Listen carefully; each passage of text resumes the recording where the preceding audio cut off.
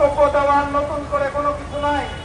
কথাবার্তা পরিষ্কার করে বলতে চাই, জুলাই গণঅভ্যুত্থানে 11 শহীদের রক্তের বিনিময়ে যে নতুন বাংলাদেশ আমরা পেয়েছি, সেই জুলাই সনদের আইনি ভিত্তি না দেওয়ার জন্য এবং জুলাই সনদ কিভাবে বাস্তবায়ন হবে সেটার পরিকল্পনাহীনভাবে যে জুলাই সনদ উপস্থাপন করা হচ্ছে, তাকে আমরা তীব্র নিন্দা এবং প্রত্যাখ্যান করছি।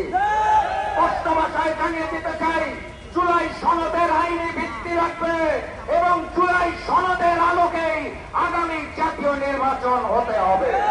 সম্মানিত সাথী এবং বন্ধুগণ, অগাস্ট মাসের 5 তারিখে হাসিনা পতন আন্দোলন শুধুমাত্র হাসিনা এবং আওয়ামী লীগের বিরুদ্ধে ছিল না, বরং ওই হিন্দুস্তানের বিরুদ্ধে ছিল, ভারতীয় অত্যাচারের বিরুদ্ধে ছিল, ভারতীয় আধিপত্যবাদের বিরুদ্ধে ছিল।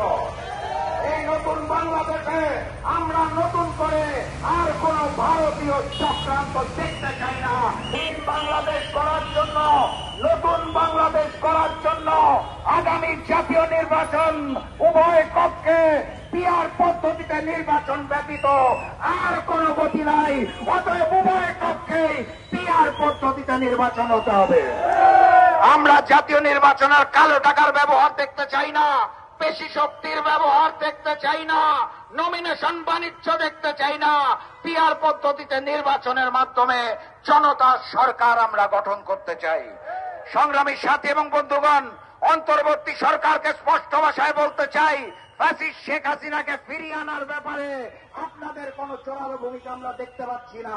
কথাবার্তা পরিষ্কার, দিল্লি সরকারকে চাপ দিন, কূটনৈতিক আলোচনা করুন, হাসিনাকে ফিরিয়ে আনুন, ফাঁসি কাটতে তাকে দেখার জন্য আমরা সবাই অপেক্ষায় রয়েছি। একই সাথে সাথে আওয়ামী লীগ, জাতীয় পার্টি, 14 দলীয় জোটের গণহত্যাকারী দোষর যারা ছিল, সকলের অপরাধনীতি বাংলাদেশ থেকে চিরতরে নিষিদ্ধ ঘোষণা করতে হবে।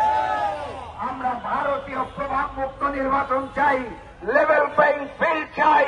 ওই শেখ হাসিনা যেভাবে করে দেশকে ভারতের হাতে তুলে দিয়েছিল, সেখান থেকে আমরা স্বাধীন সার্বভৌম বাংলাদেশ চাই। 3 দিনের কর্মসূচির প্রথম দিন আজকে বিক্ষোভ মিছিল হয়েছে।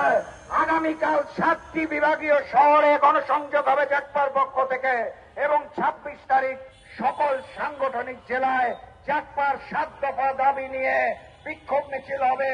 সারা দেশব্যাপীকে নতুন বাংলাদেশ গড়ার আন্দোলনে আমন্ত্রণ জানিয়ে ভারতীয় প্রভাব মুক্ত নির্বাচন এবং বাংলাদেশ গড়ার লক্ষ্যে রাজপথে নেমে আসার আহ্বান জানিয়ে আমি আজকের মতো বিদায় নিচ্ছি।